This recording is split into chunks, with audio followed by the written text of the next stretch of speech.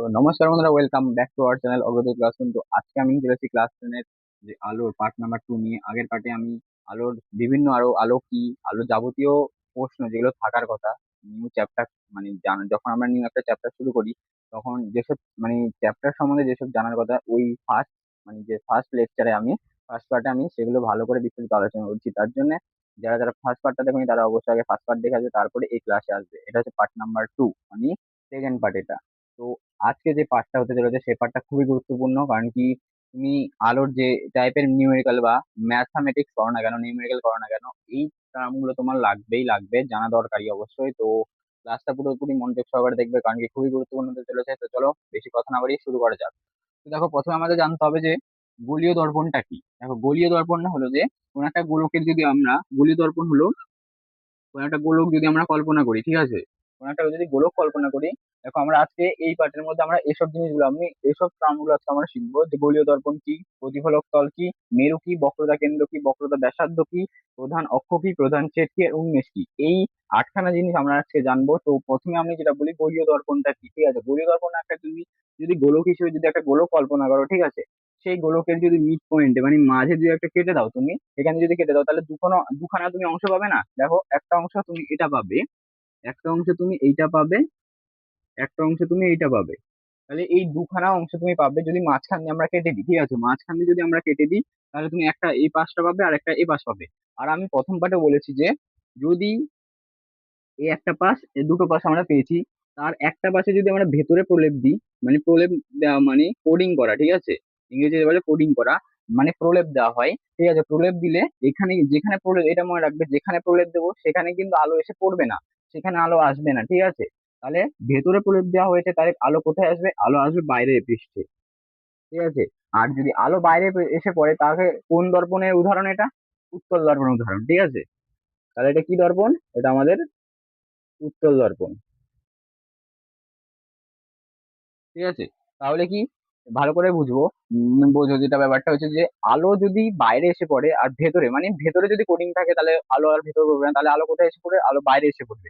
আর আলো যদি বাইরে এসে পড়ে, তাকে আমরা কোন দর্পণ উদাহরণ বলি? সেটা আমাদের উত্তল দর্পণের উদাহরণ। ঠিক আছে, এবার দেখো, ভেতরে যদি দেখো কোডিং জিনিসটা কি, মানে দেখো তোমরা যে বাইরে যে আয়না থাকে না, এমনি যে সমতল দর্পণ, এটা একটা সমতল দর্পণের উদাহরণ। ঠিক আছে, তো বাইরে যে আয়না থাকে, সেই আয়না যে তোমরা মুখ দেখো বা সাজুগুজু করো, সেটার পেছনে দেখবে একটা কালো কোণে একটা প্রলেপ দেওয়া থাকে, মানে একটা লেপে দেওয়া থাকে কালো, ওখানে কি আলো এসে পড়ছে না, সেটাকে প্রলেপ, সেটাকে বলা হয় প্রলেপ। ঠিক আছে, তার মানে কি, যদি আলো এখানে ভেতরে যদি আমরা প্রলেপ দেওয়া হয়, ঠিক আছে, তাহলে এখানে আলো পড়বে না, তাহলে আলো কোথায় এসে? বাইরে এসে পড়বে। ঠিক আছে, তাহলে সেটা কোন ধরনের উদাহরণ? সেটা হচ্ছে আমাদের উত্তল দর্পণের উদাহরণ। আর যদি আমরা বাইরে প্রলেপ দিই, তাহলে কোথায় আলো এসে পড়বে? তাহলে আলো ভেতরে এসে পড়বে। আর যে আলো যদি ভেতরে এসে পড়ে, তাহলে সেটা কোন দর্পণের উদাহরণ? সেটা হচ্ছে অবতল দর্পণের উদাহরণ। তো আশা করি তোমরা বুঝেছো ব্যাপারটা, মানে গোলীয় দর্পণ কি জিনিসটা তোমরা আশা করি বুঝেছো। এবার আমাদের জানতে হবে যে প্রতিফলক তল জিনিসটা কি। যে প্রতিফলক তল জিনিসটা কি সেটা আমাদের জানতে হবে। প্রতিফলক তল এমন একটা জিনিস, যেটা আমি বললাম, মানে আগে আমি বলেছিলাম, প্রতিফলক তল হচ্ছে আলো যেখানে এসে পড়বে। ঠিক আছে, আলো যেখানে এসে পড়বে সেটা হচ্ছে প্রতিফলক তল। মানে ধরো এটা পেন, একটা পেনের উপর যদি আলো এসে পড়ে, তাহলে এই পেনটা একটা প্রতিফলক তলের মতো আচরণ করছে। ঠিক আছে, মানে এই এই তল যে একটা পেন, এই পুরো পেনটা যেটা আছে, এখানে যদি আলো পড়ে, তাহলে এই পেনটা একটা প্রতিফলক তলের মতো আচরণ করবে। ঠিক আছে, তাহলে দেখো, এই একটা দর্পণ যেটা দেখছো, এটা দর্পণ তো। ঠিক আছে, এই দর্পণের উপর যদি আলো পড়ছে, তাহলে কি, এখানে আলো পড়ছে, তাহলে কি এই দর্পণটা কি, এইটা কি, এটা প্রতিফলক তলের মতো আচরণ করছে। তাহলে যেখানে আলো পড়বে, এটাই মাথায় রাখবে, যেখানে আলো এসে পড়বে সেটা হচ্ছে প্রতিফলক তল। তার মানে যেখানে আলো পড়ছে সেটা হচ্ছে প্রতিফলক তল। ঠিক আছে, মানে এই তলের উপরে একটা তল, একটা প্লেন একটা তল না, সে তলের উপরে আলোটা পড়ছে, সেটাকে প্রতিফলক তল বলবো। ঠিক আছে, তার মানে কি, এই তলের উপর আলো পড়ছে, তার মানে এটা কি, একটা প্রতিফলক তল। ঠিক আছে, তাহলে প্রতিফলক তল জিনিসটা ভালো করে বোঝো। প্রতিফলক তল হচ্ছে যেখানে আলো এসে পড়বে, তাকে প্রতিফলক তল। এই পেনের উপর আলো পড়ছে, তাহলে এটা হচ্ছে পেনটা হলো প্রতিফলক তলের মতো আচরণ করছে। ঠিক আছে, তো আশা করি বুঝেছো। এবার আমাদের মেন জিনিস একটা জানতে হবে, মেরু। এই মেরু জিনিসটা হচ্ছে খুবই ইম্পর্টেন্ট। ঠিক আছে, মেরু জিনিসটা খুবই ইম্পর্টেন্ট, কারণ কি, ম্যাথামেটিক্স বা তুমি ম্যাথামেটিক্স পড়ো না কেন, যে আলো চ্যাপ্টার, যে নিউমেরিক্যাল, যত ধরনের নিউমেরিক্যাল আছে, যে নিউমেরিক্যাল করার জন্য তোমাদের মেরু জিনিসটা জানতে হবে। মেরুটা মাস্ট মাস্ট ইম্পর্টেন্ট। ঠিক আছে, খুব ইম্পর্টেন্ট, এই জিনিসটা জানতেই হবে, মেরু জিনিসটা কি। কারণ কি, মেরু দিয়ে আমরা সবকিছু, সবকিছু নিউমেরিক্যাল যাবতীয় সবকিছু, আলো চ্যাপ্টার সবকিছু আমরা মেরু থেকেই করবো। ঠিক আছে, মেরু দিয়ে। তো চলো, মেরুটা কি জিনিসটা আমরা ভালো করে বুঝি। তাহলে মেরুটা কি? মেরুটা হলো যে আমাদের যে প্রতিফলক তল যেটাকে বললাম আমরা, কোন একটা গোলীয় দর্পণ, যে গোলীয় দর্পণ যেটাকে বললাম আগে আগে যেটা বুঝলাম গোলীয় দর্পণ, সেই গোলীয় দর্পণের যে প্রতিফলক তল আছে, প্রতিফলক তলের মধ্যবিন্দু মানে কি দেখো। আর এক্ষুনি যেটা বুঝলাম, এটা আমাদের ধরো ভেতরে প্রলেপ দিচ্ছি, আলো বাইরে এসে পড়লো, তাহলে এটা উত্তল দর্পণ। আর এটা হচ্ছে আমাদের প্রতিফলক তল, তো এটা প্রতিফলক তল, তো এখানে আলো এসে পড়লো, সেটা প্রতিফলক তল। এটা তাহলে প্রতিফলক তল, এটা প্রতিফলক তলের মধ্যবিন্দু হবে। এটা পুরোটা তো তল, তো প্রতিফলক তল, তাহলে প্রতিফলক তলের যে মধ্যবিন্দু মিড পয়েন্ট যেটা, এটা মিড পয়েন্ট, ঠিক আছে, সেটা হচ্ছে মেরু। মেরুকে ইংরেজিতে কি বলা হয়? পোল। ঠিক আছে, তার জন্য আমরা পি দিয়ে ডিনোট করবো, ঠিক আছে, এখান দিয়ে। তার মানে কি, প্রতিফল যেখানে আলো হয় সেটা হচ্ছে প্রতিফলক তল, একটা গোলীয় দর্পণ, ঠিক আছে। তো প্রতিফলক তলের যে মিড পয়েন্টটা, মধ্যবিন্দুটা, সেটা হচ্ছে আমাদের পোল বা মেরু, ঠিক আছে। তাহলে দেখো আমি যে ডেফিনেশনটা লিখছি, তাহলে মেরু কি? কোনো গোলীয় দর্পণের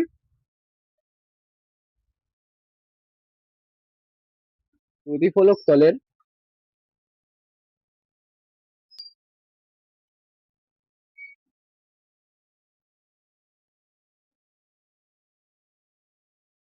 মধ্যবিন্দুকে আমরা কি বলবো? মেরু, ঠিক আছে।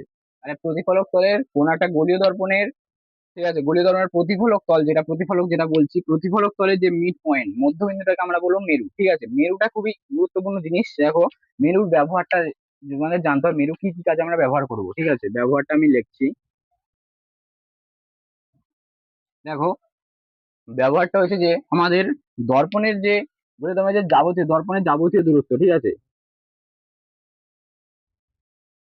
যেমন যদি বলি আমরা ফোকাস দূরত্ব, ফোকাস দূরত্ব, বস্তু দূরত্ব, ফোকাস দূরত্ব, বস্তু দূরত্ব, আমাদের প্রতিবিম্ব দূরত্ব,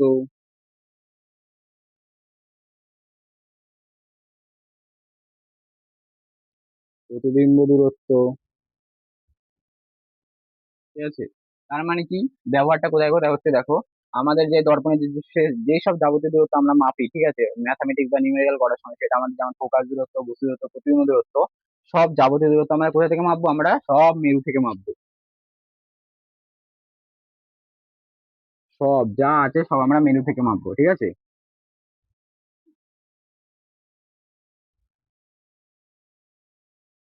সব মেরু থেকে মাপা হয়। তাহলে আশা করি তোমরা বুঝেছো মেরু জিনিসটা কি। মেরু জিনিসটা আমি আরেকবার ভালো করে বলছি, কোন একটা গোলীয় দর্পণ, যেটা আমি প্রথমে যেটা বললাম গোলীয় দর্পণ, এটা একটা গোলীয় দর্পণ আচরণ করছে। গোলীয় দর্পণের তাহলে কি, আমাদের যেখানে আরেকটা বললাম, যেখানে আলো পড়ছে, যে পেনটার মধ্যে আলো পড়ছে, তাহলে পেনটা একটা প্রতিফলক তল। তাহলে এখানে আলো এখানে পড়ছে এই তলের মধ্যে, তাহলে এটা এটা হচ্ছে প্রতিফলক তল। এটা কি দর্পণ? এটা হচ্ছে উত্তল দর্পণ, কারণ কি আলো বাইরে এসে পড়ছে, ভেতরে কোডিং করা আছে, ঠিক আছে, এটা হচ্ছে উত্তল দর্পণ উদাহরণ।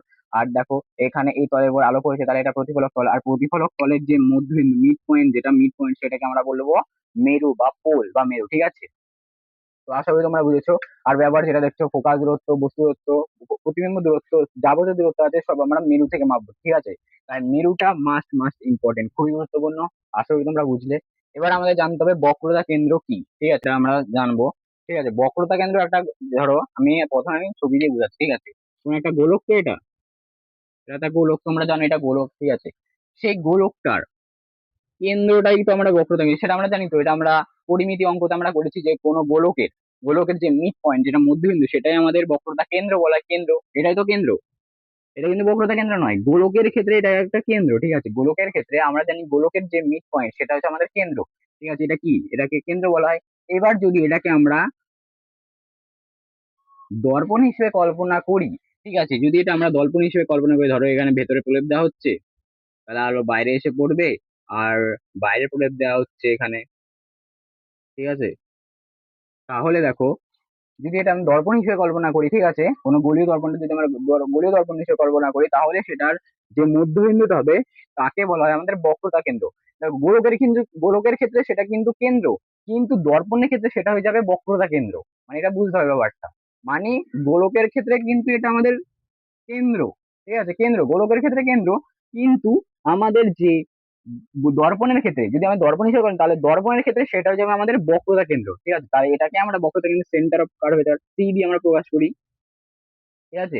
সেন্টার আমাদের সি দিয়ে প্রকাশ করি, ঠিক আছে, সেন্টার। তাহলে এটা আমরা বক্রতা কেন্দ্র কি দিয়ে ডিনোট করবো? আমরা সি দিয়ে ডিনোট করবো, ঠিক আছে। তাহলে আশা করি তোমরা বুঝে যাবে বক্রতা কেন্দ্র জিনিসটা কি। যদি আমরা গোলক হিসেবে, যদি আমরা গোলক ভাবি, তাহলে গোলকের যে মিড পয়েন্ট, মানে যে কেন্দ্রটে সেটা আমাদের কেন্দ্র, ঠিক আছে, গোলকের ক্ষেত্রে সেটা হচ্ছে কেন্দ্র, কিন্তু যদি আমরা সেটা গোলক হিসেবে কল্পনা করি সেটা আমাদের হয়ে যাবে কি বক্রতা কেন্দ্র, ঠিক আছে। তাহলে আশা করি তোমরা বুঝেছো। তাহলে ডেফিনেশনটা লেখা যাক। ডেফিনেশনটা কি হবে দেখো, কোনো গোলীয় দর্পণের,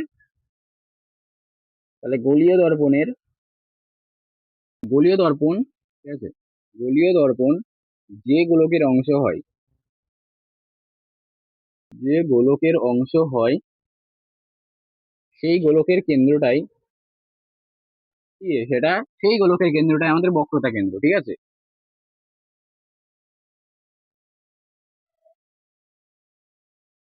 তার ডেফিনেশনটা আশা করি বুঝেছো, ঠিক আছে। তাহলে এখানে বক্রতা কেন্দ্র কি, এখানে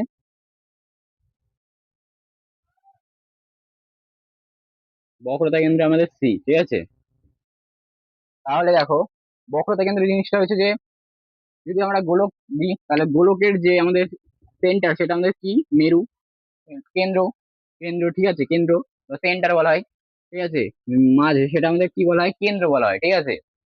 তাহলে কি গোলকের ক্ষেত্রে সেটা হচ্ছে আমাদের কেন্দ্র, কিন্তু যদি আমরা গোলক হিসেবে কল্পনা মানে গোলীয় দর্পণ হিসেবে কল্পনা করি সেটা হয়ে যাবে আমাদের বক্রতা কেন্দ্র, সেটা এটুকুই ডিফারেন্স, ঠিক আছে।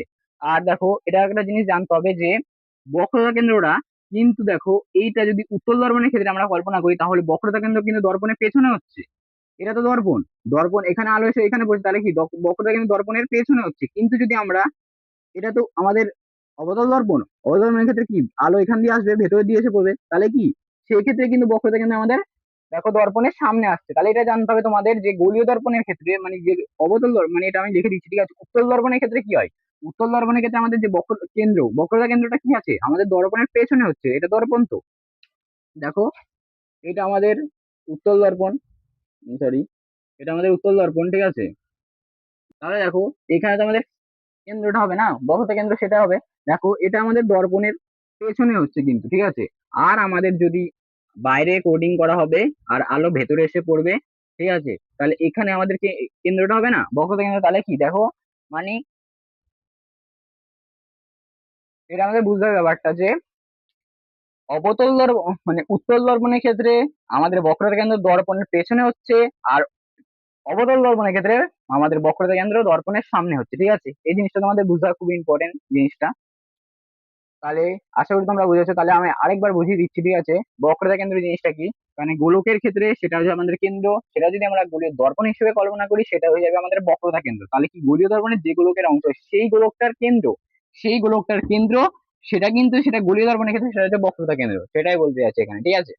তো আশা করি তোমরা বুঝেছো বক্রতা কেন্দ্র জিনিসটা কি। তো এবার আমাদের জানতে হবে বক্রতা ব্যাসার্ধ জিনিসটা কি, ঠিক আছে। তো চলো ব্যাসার্ধ আমরা জিনিসটা জানবো, বক্রতা ব্যাসার্ধ কি, ঠিক আছে। বক্রতা ব্যাসার্ধ দেখো, প্রথমে আমি ছবি এঁকে বোঝাচ্ছি তারপর আমরা ইয়েতে আসবো, ঠিক আছে, ডেফিনেশন আসবো।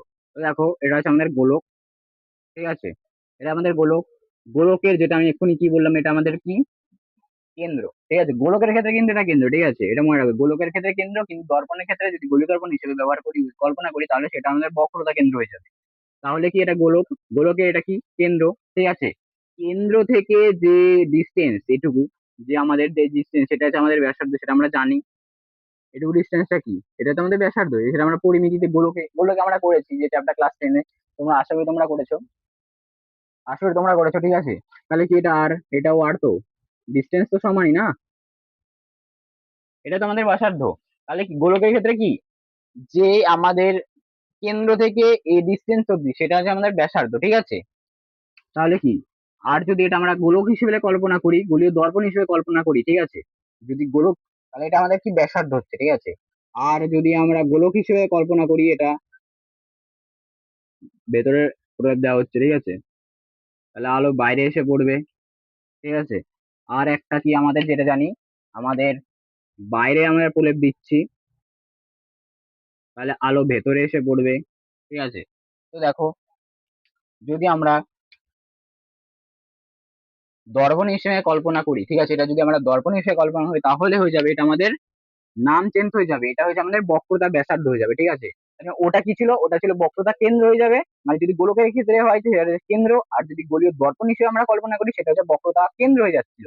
তাহলে এখানের ক্ষেত্রেও সেই সেম হবে বক্রতা ব্যাসার্ধ, মানে যদি গোলক ভাবি তাহলে এখান থেকে যে এটুকু ডিস্টেন্স সেটা হচ্ছে আমাদের ব্যাসার্ধ, শুধু ব্যাসার্ধ। আর যদি গোলীয় দর্পণ হিসেবে আমরা কল্পনা করি সেটা হচ্ছে আমাদের বক্রতা ব্যাসার্ধ, ঠিক আছে। তাহলে আশা করি তোমরা বুঝেছো। তাহলে এই ডিস্টেন্স এটা হচ্ছে আমাদের বক্রতা ব্যাসার্ধ, ঠিক আছে। তাহলে বক্রতা ব্যাসার্ধের ডেফিনেশনটা যেটা আমরা লিখছি, ঠিক আছে। এবার গোলীয় দর্পণ, মানে কোনো গোলীয় দর্পণ যে গোলকের অংশ হয়, যে গোলকের অংশ সেই গোলকের ব্যাসার্ধ, সেই গোলকটার মানে এই গোলকটার ব্যাসার্ধ, সেটা গোলীয় দর্পণের ক্ষেত্রে কি হবে? গোলীয় দর্পণের ক্ষেত্রে সেটা হচ্ছে আমাদের সেই গোলকের ব্যাসার্ধ দর্পণের বক্রতা ব্যাসার্ধ, ঠিক আছে। দর্পণের বক্রতা ব্যাসার্ধ।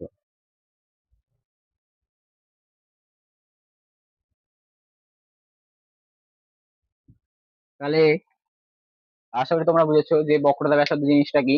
আমি আরেকবার বলছি, গোলকের যদি আমরা ভাবি তাহলে গোলকের যে এখান থেকে যে এইটুকু ডিস্টেন্সটা, আমরা তো জানি আমরা গোলক করেছি, এখান থেকে যদি সেটা হচ্ছে আমাদের ব্যাসার্ধ, ঠিক আছে। আর যদি আমরা গোল মানে গোলীয় দর্পণ হিসেবে যদি আমরা কল্পনা করি তাহলে কি হবে, এখান থেকে যে এইটুকু ডিস্টেন্সটা সেটা হচ্ছে আমাদের কি, গোলীয় দর্পণ হিসেবে যদি মানে গোলীয় দর্পণ হিসেবে আমরা যদি কল্পনা করি সেটা হচ্ছে আমাদের বক্রতা ব্যাসার্ধ। তার মানে এই বক্রতা ব্যাসার্ধ দেখো জিনিসটা আমি লিখেছি, গোলীয় দর্পণের যে, ঠিক আছে, এটা হচ্ছে গোলীয় দর্পণ যে গোলকটার অংশ, এটা একটা গোলকের অংশ, তো গোলীয় দর্পণটা গোলকের অংশ, ঠিক আছে। সেই গোলকটার এই গোলকটার ব্যাসার্ধ যেটা আর, ঠিক আছে, সেই গোলকের ব্যাসার্ধই এই দর্পণটার কি হবে, আমাদের বক্রতা ব্যাসার্ধ। তো আশা করি আমরা মানে আমি যা বুঝলাম তোমরা আশা করি তোমরা বুঝেছো, ঠিক আছে। তেমন কিছু এখানে জটিল কিছু নেই, সিম্পল, ঠিক আছে। তো চলো এবার আমরা, হয়ে গেছে আমাদের বক্রতা ব্যাসার্ধ, এবার আমাদের জানতে হবে প্রধান অক্ষ কি। প্রধান অক্ষ যেটা আমি প্রথমে আমাদের তোমাদের বোঝাবো, ঠিক আছে, জিনিসটা কি প্রধান অক্ষ, তারপরে ডেফিনেশনে আসবো না। প্রথমে আমরা ডেফিনেশন আসি না, প্রথমে আমরা বোঝাই থিওরিক্যালি, যেটা প্র্যাকটিক্যালি যেটা বোঝাবো সেটা আগে বোঝো, ঠিক আছে। ঠিক আছে, প্রধান অক্ষ কি দেখো, যে একটা গোলক, ঠিক আছে, এটা গোলীয় দর্পণ, ঠিক আছে। গোলীয় দর্পণের এটা তো আমাদের বক্রতা কেন্দ্র, আর এটা আমাদের পোল বা মেরু, ঠিক আছে। তাহলে গোলীয় দর্পণ, এটা যদি গোলীয় দর্পণ হিসেবে আমরা কল্পনা করছি, ঠিক আছে, তাহলে গোলীয় দর্পণের এটার কি আমাদের বক্রতা কেন্দ্র, এটা আমাদের পোল বা মেরু, ঠিক আছে। এই যে সরলরেখা যে আমরা অঙ্কন করলাম, বক্রতা কেন্দ্র আর মেরুর যে সংযোগকারী যে সরলরেখা যে অঙ্কন করলাম সেটাকে আমাদের বলে প্রধান অক্ষ। আশা করি তোমরা বুঝেছো। তার মানে কি দেখো, প্রধান অক্ষ জিনিসটা ভালো করে বোঝো, যে এটা হচ্ছে আমাদের বক্রতা কেন্দ্র, এটা গোলীয় দর্পণ, ঠিক আছে, এটা কিন্তু গোলীয় দর্পণ, ঠিক আছে, গোলীয় দর্পণ। গোলীয় দর্পণের যে কেন্দ্র, বক্রতা কেন্দ্র, ঠিক আছে, বক্রতা কেন্দ্র আর যে পোল বা মেরু, তাদের মধ্যে যে সংযোগকারী যে সরলরেখা যে আমরা অঙ্কন করলাম তাকে বলে আমাদের প্রধান অক্ষ, ঠিক আছে। আশা করি তোমরা বুঝেছো। দেখো আমি আরেকবার বলছি, তাই দেখো, যদি এটা আমরা উত্তল দর্পণ হিসেবে আমরা যদি করি, ঠিক আছে, উত্তল দর্পণের ক্ষেত্রে আলো বাইরে এসে পড়বে, এটা আমাদের কি হয়, এটা আমাদের বক্রতা কেন্দ্র, এটা আমাদের এখান দিয়ে কি হবে, এটা আমাদের পোল বা মেরু, ঠিক আছে। এই জায়গাটা মিড পয়েন্ট, এটা পোল বা মেরু। তাহলে যে সংযোগকারী যে বক্রতা কেন্দ্র থেকে যে পোলের যে সংযোগকারী যে সরলরেখাটা অঙ্কন করলাম সেটা হচ্ছে আমাদের প্রধান অক্ষ। সেটা এটুকু বাড়তেও পারে, কোনো ব্যাপার না, প্রধান অক্ষ হতে পারে স্ট্রেট, ঠিক আছে। এটা হচ্ছে যে সংযোগকারী যে সরলরেখাটা অঙ্কন করলাম সেটা হচ্ছে আমাদের প্রধান অক্ষ, ঠিক আছে। তাহলে দেখো, তাহলে অবতল দর্পণের ক্ষেত্রে সেম হবে। তাহলে অবতল দর্পণের ক্ষেত্রে কি হবে, আমাদের আমাদের বাইরে প্রলেপ দেওয়া হচ্ছে, অবতল দর্পণের ক্ষেত্রে আমরা জানি বাইরে প্রলেপ দেওয়া হয়। তাহলে কি আলো ভেতরে এসে পড়ে, ঠিক আছে।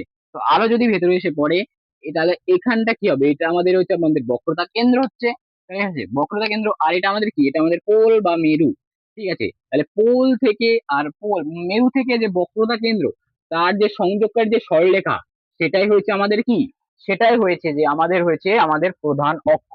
তাহলে আশা করি তোমরা বুঝেছো প্রধান অক্ষ জিনিসটা কি, যে যে গোলীয় দর্পণের ক্ষেত্রে, ঠিক আছে, গোলীয় দর্পণের যে বক্রতা কেন্দ্র আর যে প্রধান অক্ষের মধ্যে যে সংযোগকারী যে সরলরেখাটা হয়েছে, আঁকা হয়েছে, সেটা হচ্ছে আমাদের প্রধান অক্ষ। চলো এবার ডেফিনেশনটা লেখা যাক, প্রধান অক্ষ জিনিসটা কি, ঠিক আছে।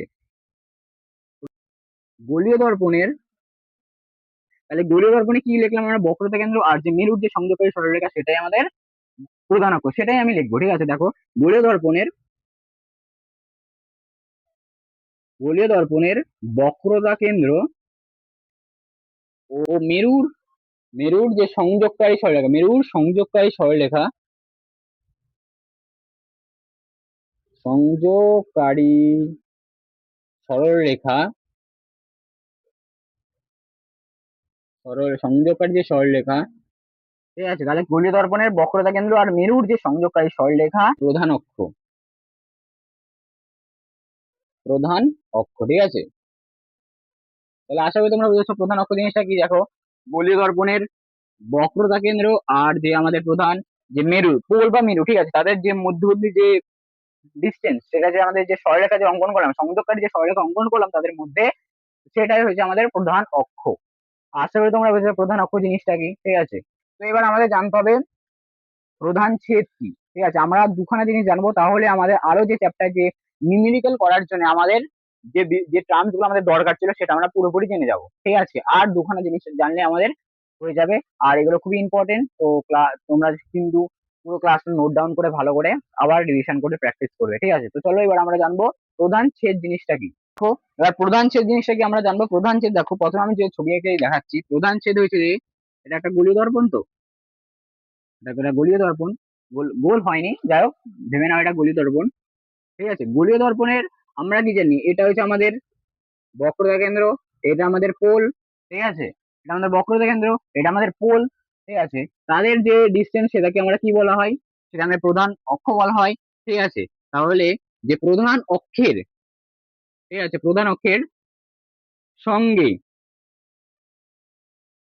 লম্বভাবে যদি কোনো একটা তল আমরা কল্পনা করি, ঠিক আছে, তাহলে কি দেখো, এটা গোলীয় দর্পণ, এটা আমাদের বক্রতা কেন্দ্র, এটা আমাদের মেরু, তাদের যে সংযোগকারী যে সরলরেখা সেটাকে আমরা বলা হয় প্রধান অক্ষ।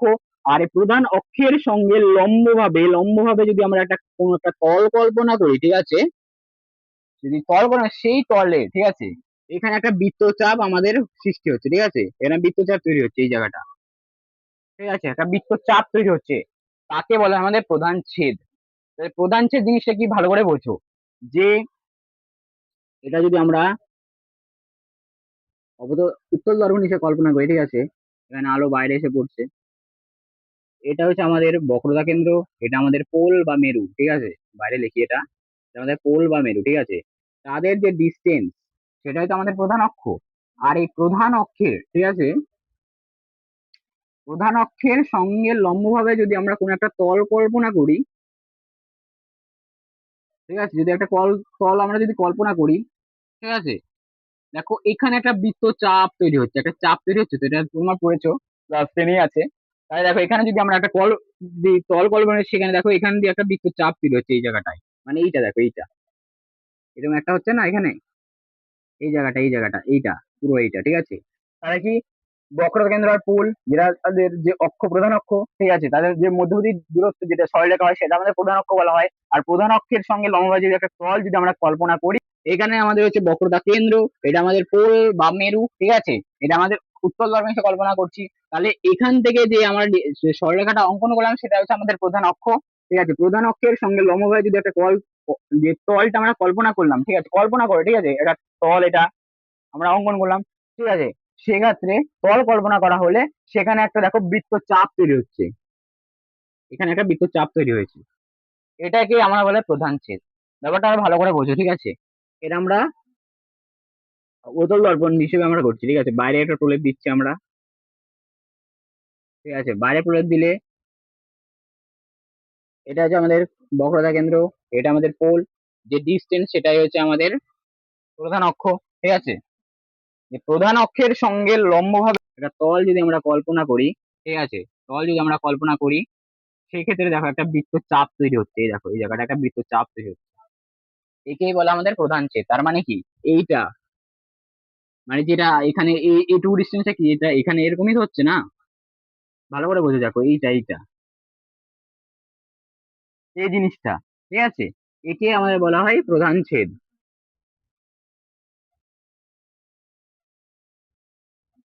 একে কিন্তু আমাদের প্রধান ছেদ বলে, ঠিক আছে। দেখো ব্যাপারটা ভালো করে বোঝো, আবার আবার একবার বোঝাচ্ছি আমি।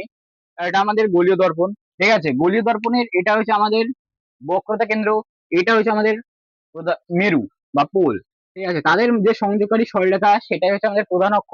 আর এই প্রধান অক্ষের সঙ্গে লম্বভাবে কোন একটা তল যদি আমরা কল্পনা করি, তার ফলে দেখো একটা বৃত্ত চাপ তৈরি হচ্ছে এই জায়গায়, এই বৃত্ত যে চাপটা যে তৈরি হচ্ছে তাকে বলা হয় আমাদের প্রধান ছেদ, ঠিক আছে, একে আমরা প্রধান ছেদ বলবো।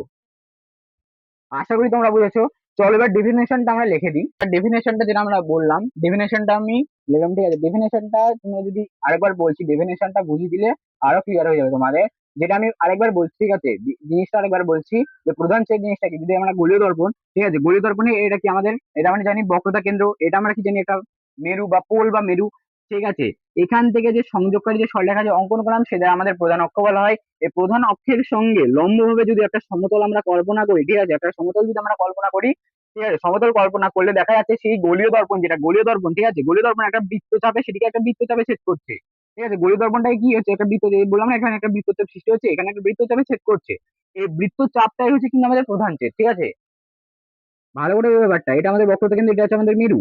এখান দিয়ে সংযোগকারী যে সরলরেখা আমরা অঙ্কন করছি সেটা হচ্ছে আমাদের প্রধান অক্ষ। আর এই প্রধান অক্ষের সঙ্গে লম্বভাবে যদি আমরা একটা সমতল কল্পনা করি, ঠিক আছে, একটা সমতল কল্পনা করা হলে সেটা সে গোলীয় দর্পণের, গোলীয় দর্পণকে কি একটা বৃত্তচাপে, গোলীয় দর্পণটাকে একটা বৃত্তচাপে ছেদ করে, ঠিক আছে। সেটা গোলীয় দর্পণের একটি বৃত্তচাপে ছেদ করে, ঠিক আছে, গোলীয় দর্পণকে সেটা একটা বৃত্তচাপে ছেদ করছে, ঠিক আছে। যদি আমরা একটা সমতল কল্পনা করি সেটা হচ্ছে আমাদের গোলীয় দর্পণ একটা বৃত্তচাপে ছেদ করছে, এই বৃত্তচাপটাই হচ্ছে আমাদের প্রধান ছেদ। ব্যাপারটা ভালো করে ক্লিয়ার হলো তো? দেখো ডেফিনেশন আমি কি লিখলাম, কোন গোলীয় দর্পণ, একটা গোলীয় দর্পণ প্রধান অক্ষের সঙ্গে, প্রধান যে অক্ষ এটা আমাদের প্রধান অক্ষ, এর সঙ্গে এটি সমতল, একটা এই সমতল আমরা কল্পনা করলাম, ঠিক আছে। সমতল কল্পনা করে সেটি গোলীয় দর্পণ, একটা গোলীয় দর্পণ, ঠিক আছে, এই সমতলের ফলে এই গোলীয় দর্পণের একটা বৃত্তচাপে ছেদ করি। দেখো এই বৃত্তচাপ, এটাই তো বৃত্তচাপ না, এই জিনিসটা এটাই তো বৃত্তচাপ, ঠিক আছে, বৃত্তচাপে যে ছেদ করেছে, ঠিক আছে, এই বৃত্তচাপটাই হলো প্রধান ছেদ। তার মানে কি এইটা হচ্ছে আমাদের প্রধান ছেদ, এইটা হচ্ছে আমাদের প্রধান ছেদ, ঠিক আছে। এই জিনিসটা হচ্ছে আমাদের প্রধান ছেদ, এইটা। আশা করি তোমরা বুঝেছো প্রধান ছেদ জিনিসটা কি।